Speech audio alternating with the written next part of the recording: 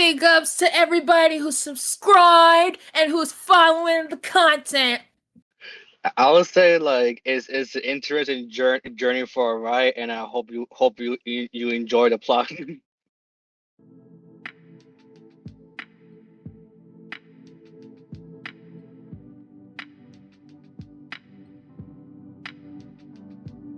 Well, for me, in terms of like Titania, I could tell she's got a certain energy about her. Like she likes to keep things positive and stuff. I do want to like see more. Like if she does have some sort of arc in the future, I do want to see how that goes and how I'll like be able to do that justice. But so far like I just like the energy she gives off.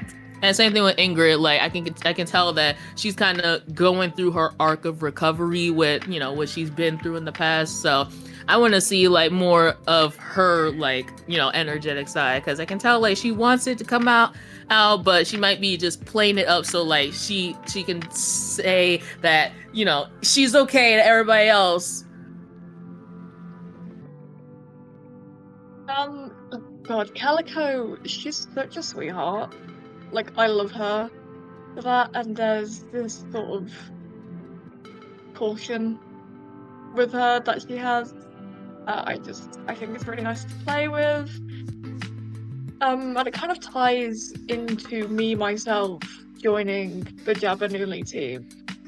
The way I've been like approaching Calico is like she is like this lizard person, and this is a show that's kind of about these deep, hard experiences like race, sex, and stuff. And from my perspective, Calico, she's not a black woman. She doesn't have those experiences. She's a bit not necessarily ignorant, but she doesn't really know all these things. She's learning, and that is very much like myself being on this project, being open to it, learning new things.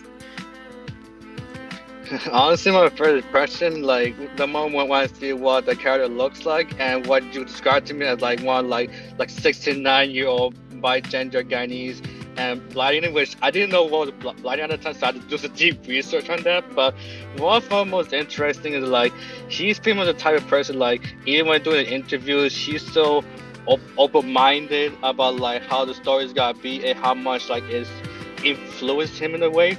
And even when you try to talk to him, he seems like a type of person who will give a little bit of the swag because of the gold teeth and like his his pose during the character, and you try to like sway it off. And when I first read the script, like how I'm supposed to pull this off, even though I'm not the highly expert of being a swag. Some parts like nah, stuff like that. And it's almost perfect the way that this is going, because sort of like the gentle, sweet, maybe slightly, I wouldn't say aloof, it's not aloof, it's like, how do I word it? Kind of like her outside perspective, but not speaking where she shouldn't speak. And I like that about her. But yeah. That's my thoughts on Calico. Don't be afraid. Like just, and also like try to be like very don't be afraid to explore new territory, because this is new territory for me. Even though this is something I do want to do, like adult animation. It is kind of new, I'm not gonna lie. But like I said, like it's always good to like have new experiences and be diverse in like your roles and stuff like that. So don't be afraid to like go out for those roles you think you're not gonna be good enough for, or projects that you think aren't up your alley, because it's just gonna add more experience to that repertoire you got.